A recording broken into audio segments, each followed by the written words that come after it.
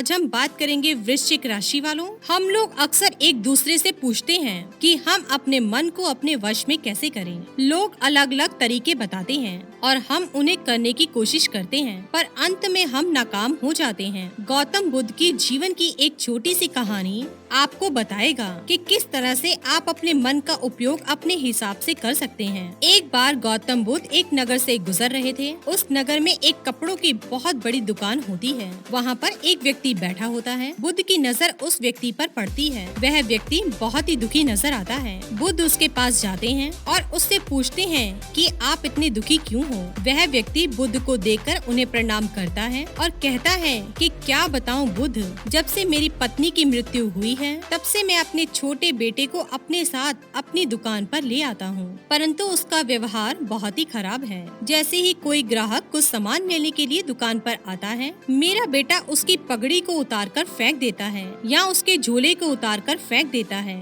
जिससे कि मेरे सभी ग्राहक अपमानित महसूस करते हैं और अब वे लोग मेरी दुकान पर नहीं आते हैं, जिससे मुझे भारी नुकसान हो रहा है। घर पर कोई नहीं है जिसके पास मैं अपने बच्चे को छोड़ नहीं सकता।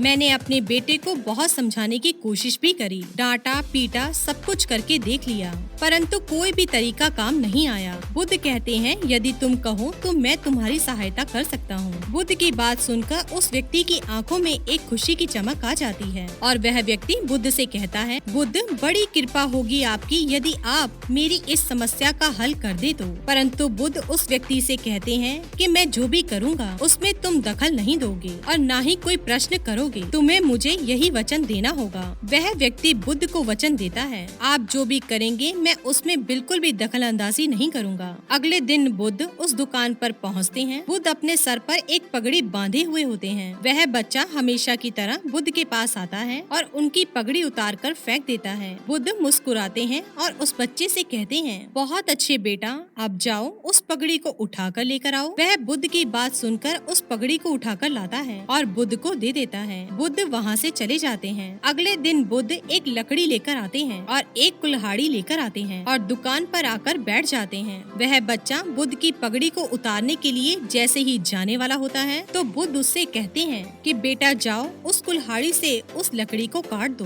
बुद्ध की बात सुनकर वह बच्चा तुरंत उस लकड़ी को काटने के लिए जाने लगता है। उस बच्चे का पिता यह सब देखकर थोड़ा तो घबराता है, क्योंकि वह डरता है कहीं मेरे पुत्र को कोई चोट ना पहुंच जाए, परंतु उसने बुद्ध को वचन दिया हुआ है इसलिए वह चुप रहता है। वह बच्चा जाता है और लकड़ी काटने की कोशिश करता है। बहुत देर कोशिश करने के बाद वह थक जाता है और वापस आकर बैठ जाता है। इसी तरह बुद्ध हर रोज आते और उसको अलग अलग तरह का काम बताते और वह बच्चा हर रोज काम को करता। ऐसा करते करते बुद्ध को 7 दिन हो जाते हैं और वह बच्चा भूल जाता है कि उसे किसी की पगड़ी उतार कर फेंकनी है। बुद्ध 7 दिनों के अंदर उस बच्चे की उस आदत को बदल देते हैं और फिर उसके पिता बहुत ही खुश होते हैं और बुद्ध को धन्यवाद कहते हैं। तो दोस्तों, शायद आप ये जानना चाहते होंगे कि इससे मन को कंट्रोल करने का क्या मतलब है, इसका मन को अपने वश में करने का क्या संबंध है। तो दोस्तों, यदि आप अपने मन को खुद को कोई काम नहीं बताओगे तो वह अपने हिसाब से उस बच्चे की तरह काम करेगा।